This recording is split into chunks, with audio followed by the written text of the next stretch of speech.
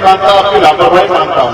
आपने ऐसे लोगों को मौका दिया, ऐसे लोगों के साथ आप खड़े रहे कि उन्होंने ना अपना काम किया ना आपका काम किया। आज मुल्क में हालात है, उत्तर प्रदेश में या केंद्र की सरकार उनका बस चले तो वो आपसे अपनी रोजी रोटी का अधिकार भी छीन ले। नए नए कानून बन रहे हैं, यहाँ ठेले लगेगी, ये दुकान नहीं खुलेगी, ये नहीं होगा, वो नहीं होगा, ये सब चीजें इसलिए बन रही है क्योंकि वो आज भारत के लोग सरकार में बैठे हैं और सरकार में बैठे सरकारी मशीन से गरीबों को उठाने का काम कर रहे हैं। ना किसान खुशहाल है, ना मजदूर खुशहाल है, न व्यापारी खुशहाल है, न दलित पिछड़े मुसलमान खुशहाल है, न ही महिलाएं सुरक्षित है।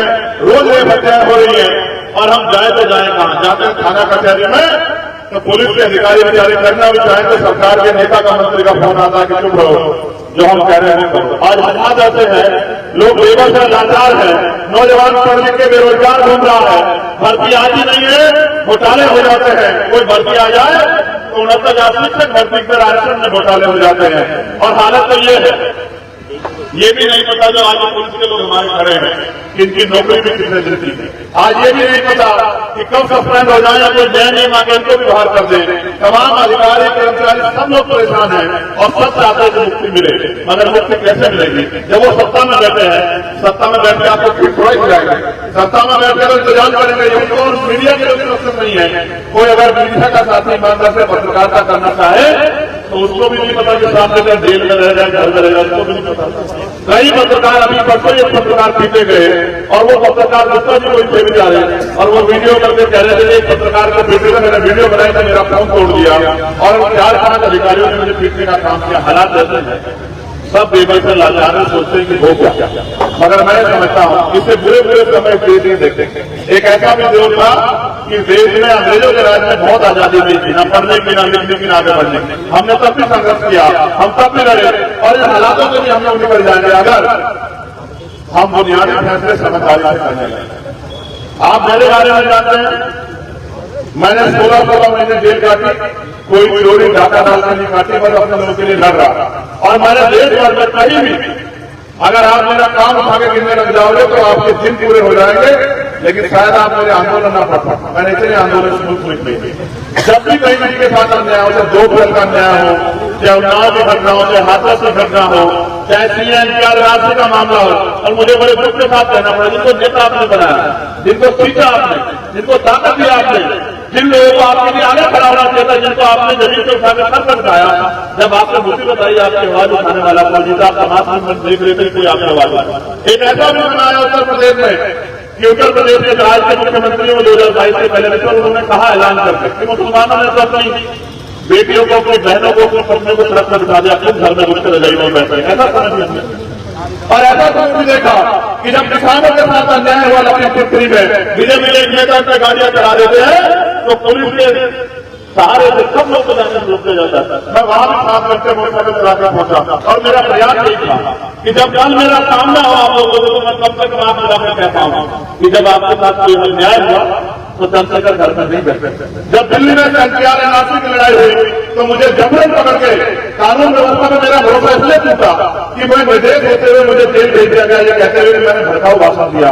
29 दिन में जेल में रहा, खूब लाठियां खाई, अन्याय सहा। उसके बाद आया तो मुझे कोर्ट ने ऑर्डर दिया कि आप दिल्ली में नहीं रहोगे, आपको दिल्ली छोड़ के जाना पड़ेगा उत्तर प्रदेश 24 घंटे के अंदर। ये हमारा मुल्क है, हम टैक्स देते हैं, हम अपनी जीवन लगाते हैं। किसान मजदूर लोग बिल्डिंग बनाने में अपनी मेहनत लगाते हैं, पसीना लगाते हैं और जैसे आपने कहा कि आप दिल्ली नहीं रहोगे, दिल्ली देश की राजधानी है, मैं नहीं रहूंगा तो कौन रहेगा? मैं 24 घंटे आ रहा दिल्ली में और ये ऐलान करके आया कि पूरे 5 लाख साइन बाग बना के आपको रोक, आपके अन्याय के खिलाफ रोक देंगे, इस लड़ाई को मजबूत करेंगे। और आज आप सबसे पहले घर में गया, नेटवर्क गया, जहां सीधी गोलियां मारी गई। आप जानते हैं, देखो मैं पुलिस को इसलिए ज्यादा नहीं कहता, पुलिस सरकार की होती है। आज जिनकी सरकार उनके साथ में काम करके दलाली आ जाएगी, आपके साथ में काम करेंगे। मैं पुलिस को एडमिनिस्ट्रेशन को कुछ नहीं मानता, ये तो नौकर लोग हैं, सरकार की नौकरी करते हैं, अपने बच्चे पालना है इनको, ये क्या कर सकते हैं ज्यादा। ये अगर कुछ करना भी चाहे तो इनके हाथ बांधे हुए, इनसे मुझे कोई ज्यादा शिकायत नहीं है। मैं मानता हूं मैंने सरकारें भी देखी है। फिर मैं यहाँ से चला गया, देश भर में जहां अन्याय हुआ, यही आपके यहाँ बराबर में एक जिला पड़ता, वहां तबरे में टंकी में मार दिया गया। 2 की संख्या में कहते हैं कि सुसाइड कर लिया, तो उसके परिवार ने उससे कहा कि भाई आप आ जाओ, उसकी लड़ाई लड़ने व्यक्ति ले गया और उनका मुकदमा दर्ज करा पुलिस के खिलाफ, पुलिस के अधिकारी के खिलाफ। कितनी मेरे अंदर हिम्मत थी, चाहे नासिर जुनैद की हत्या हो, चाहे यहाँ इंद्रशेखर के साथ अभी हत्या हुई, एक व्यक्ति को मार दिया गया, जितनी मेरे अंदर हिम्मत है। और जहां जहां यही बिजनौर में एक बेटी के साथ रेलवे स्टेशन के पास अन्याय हुआ, जहां मेरे अंदर हिम्मत में मैं गया और लड़ा। लेकिन अब मुझे ऐसा लगता है कि ये लोकतंत्र है, सड़कों पर आवाज उठाता है, मीडिया जितना छाप सकते छाप देती है, लेकिन जिनको जवाब देना है वो जवाब नहीं देते, क्योंकि सड़क पता नहीं है। इस देश में अगर ताकत है प्रदेश के अंदर तो विधानसभा में, सदन में, क्योंकि कानून वहां बनते हैं, कानून वहां से इम्प्लीमेंट होते हैं और सवाल का जवाब सरकार को वहां देना पड़ता है। या फिर संसद में ताकत है, कानून वहां से बनते हैं, कानून वहां से लागू होते हैं और कानून आपको मानने पड़ते हैं। और कानून में कितनी ताकत है आप जानते। कोरोना काल आया तो पुलिस सरकार ने कहा कि 8 बजे के बाद कोई घर से बाहर नहीं निकलेगा, आप लोग घर में बैठे। कानून आया कि 500 रुपये जुर्माना लगेगा अगर मास्क नहीं पहना होगा, आपने माना। कानून यहाँ नहीं बनते, कानून सरकारें बनाती है। इसलिए मैं अपने लोगों को समझाने के लिए निकला हूं। आपके पास नगीना जो पार्लियामेंट है, ये 3 दिनों में आओ नगीना पार्लियामेंट, और मीडिया के साथ भी यहाँ, और पता नहीं आप किस तरह लिखेंगे मैं नहीं जानता। पहला नाम यहाँ समाजवादी पार्टी यशवीर सिंह बने हैं। कितना काम किया है आपके क्षेत्र में आप कर जानते हैं, और आपके लिए क्या किया है ये आप जानते हैं। कभी आपने पूछा तो मुझे बताओ। फिर दूसरा चुनाव भारतीय जनता पार्टी यशवंत सिंह कितना काम किया, क्या विकास किया, कितने स्कूल बनाए, कितने कॉलेज बनाए, कितनी फैक्ट्री लगवाई, कितने लोगों को रोजगार दिया, आप जानते हैं। फिर तीसरे एमपी आपने गठबंधन के बनाए। मैं यहाँ नेता कहते से नहीं, आपने क्षेत्र की लड़ाई लड़ने कहते से पूछ रहा हूँ। अभी आपने तीसरे एमपी गठबंधन के बनाए, आप बताओ आप नेता किस योग्यता में चुनते हो? इसलिए कि उसे हरा दो, उसे जिता दो, उससे डर जाओ, उससे डर जाओ, या इसलिए कि ये नेता सदन में जाके आपकी लड़ाई लड़े, आपके दुख सुख में अपना साथ कराओ, जब आपके साथ अन्याय हो आपकी आवाज उठाए, ये सोच के नेता तय करते हो, या किसी को हराना जिताने को तय करते हो? ये लोकतंत्र है। किसी को हराना जिताना बंद करो, अपनी ताकत बनाना शुरू करो। अगर आपको ताकत नहीं होगी तो जो जाते अन्याय होंगे। और मैं जिनको गुरु माता मानव काशीराम साहब वो कहते थे कि लोकतंत्र में जिनके पास ताकत नहीं होती उनकी बहन बेटे का अपमान भी होता है, उनके साथ जुड़ जाती भी होती है और उनके हाथ ऐसे फैले हुए होते हैं। सरकार राशन देकर आपके वोट को लूट रही है। ये वोट बाबा साहब अम्बेडकर के 4 वर्ष कुर्बानियों में मिला है। अगर वास्तविकता में आप चाहते देश में आजादी रहे, सामाजिक धार्मिक आर्थिक आजादी रहे और आने वाले कल में राजनीतिक आजादी रहे, आपके यहाँ से एमएलए बने, प्रधान सरपंच बने, बीडीसी मेंबर, जिला परिषद आपके यहाँ चुनाव हो नगर पालिका के, तो फिर आपको ये लोग जो आपके वोट लेके काम नहीं करते, आप इनको टक्कर आपको देनी पड़ेगी। अगर आप इनको टक्कर नहीं दोगे तो फिर आप अपनी समस्याओं के जिम्मेदार खुद रहे। और मेरे लोग तो जिनमें मैं पैदा हुआ, जो मेरी माए बहन रहते तो कितनी ठगी गई है पैदा जाते। चुनाव के बाद उनकी बस्ती में कोई पैदा नहीं आता। अभी बीजेपी के लोग तमाम पार्टी लोग निकलेंगे, कहेंगे खाना खाएंगे, ये करेंगे। ये वोट हमें खाना खाने खिलाने की नहीं मिली। जो अधिकार हमें नहीं दे संविधान को पहले, उन अधिकारों को लागू कराने के लिए वोट को ताकत मिलेगी। अपनी ताकत को मजलूम, पिटे हुए, सताए हुए, गरीब, कमजोर इकट्ठे हो जाए महिलाएं और ताकत बना के अपनी लड़ाई लड़ें। और मैं आपसे कहना चाहता हूं, आज हालात ये है, कोई पैसे वाला राजनीति नहीं कर सकता, कोई व्यापारी राजनीति नहीं कर सकता।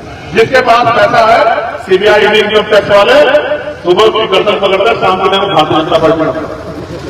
आज तो मैंने ये भी देखा, मैं विष्णु हो रहा था, मैंने देखा बहुत सारे मुस्लिम समाज के लोग बेचारे बिजली का ठंडा लगा था। मैंने रात में सभी क्यों घूम रहे तो कहा थोड़ा व्यापार बंद हो जाता है, लगाएंगे।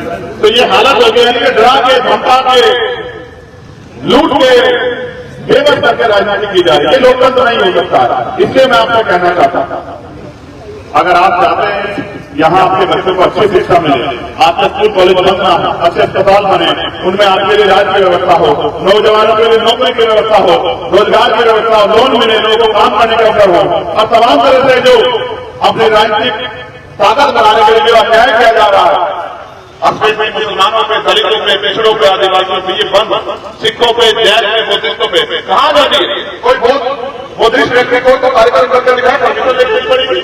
और कब पुलिस के लोग आते हैं किसी के इशारे में नेता करके महापुरुष लोग तस्करे मेरे से पता ही नहीं। अगर कोई मुसलमान काम का कोई अपना धार्मिक आयोजन करना चाहे कर ही नहीं सकता, कोई सिख और जैन करना चाहे कर ही नहीं सकता है। जैन समाज के लोग जितने भी काम करते हैं सब पर भाजपा के लोगों ने कब्जा कर लिया। उनका एकमात्र मकसद ये है कि जैसे ईस्ट इंडिया कंपनी ने इस देश को गुलाम बनाया था, वो चाहते हैं कि अडानी अंबानी देश के सारे बिजनेस पे कब्जा कर ले और वो व्यापारी हिंदू मुसलमान कोई भी हो वो सब उनके अधीन हो जाए। ऐसा बन जाएगा मुल्क कि आपको रोजी रोटी के लिए भी, आपको पीने के लिए पानी और दूध के लिए भी अधीन होना पड़ेगा अडानी अंबानी के। और अडानी अंबानी के अधीन होने का अच्छा है कि हम ऐसे लड़े जैसे मुल्क को बचाने के लिए इस देश के क्रांतिकारी लड़े। और अगर हमने ठान लिया कि हम लड़ेंगे तो हमें कोई रोक नहीं सकता है। लोकतंत्र में बहुत शक्ति है। जिस सत्ता के बल पे यहाँ लोग ये हाल देते हैं कि देश को कमजोर कर ले, वो सत्ता हमसे छीन लेंगे। एक ऐसा प्रेम भाईचारा गठजोड़ हम यहाँ पे बनाने का काम करेंगे नगीना से, जिसकी ताकत, जिसकी हिम्मत, जिसकी ऊर्जा, जिसकी उम्मीद पूरे प्रदेश में जाएगी और पूरे प्रदेश से हम लोग इसको खदेड़ने का काम करेंगे।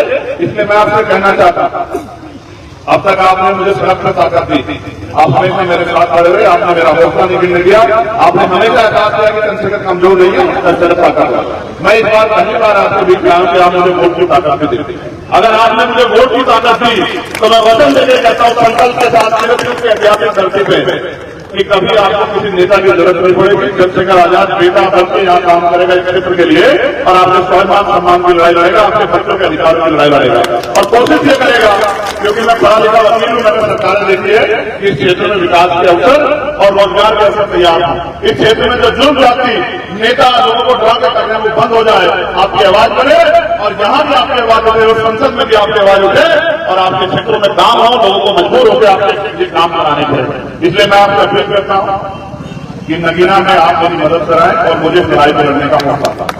अगर आपने हौसला मुझे दिया तो मैं लिख के देता हूं कि आने वाला कल नगीना का नहीं, इस क्षेत्र का वो बहुत मजबूत होगा और यहां हम लोग आजादी के साथ अपनी बातों आगे बढ़ा पाएंगे। बहुत बहुत धन्यवाद।